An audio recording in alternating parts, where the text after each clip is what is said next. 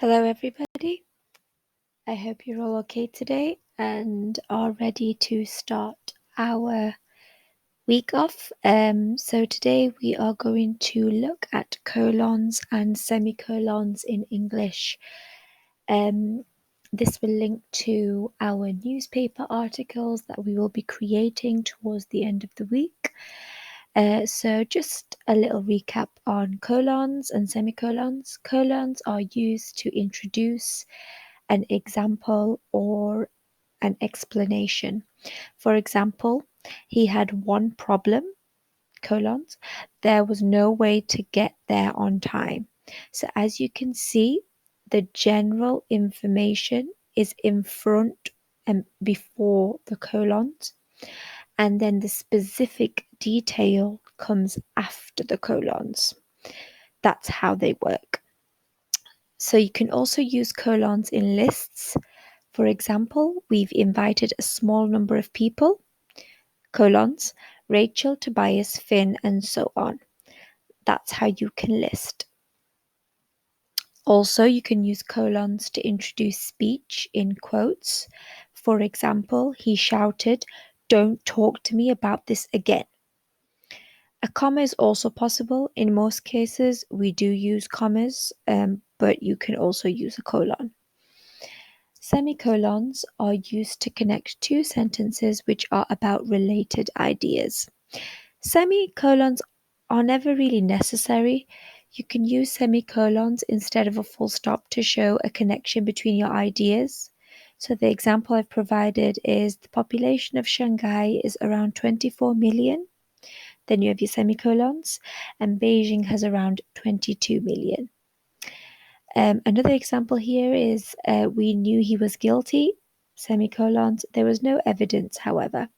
Now, as you can see, the semicolon separates two separate sentences.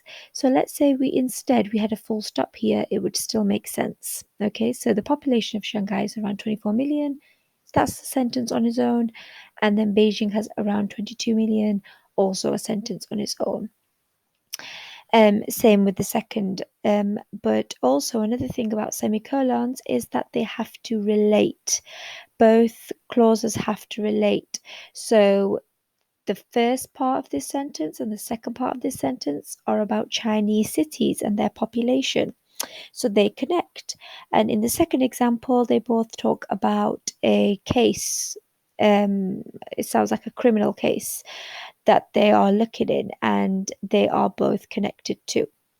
You can also use semicolons in lists as well if they include phrases and commas. So not just in a normal list where you list, like, for example, a shopping list.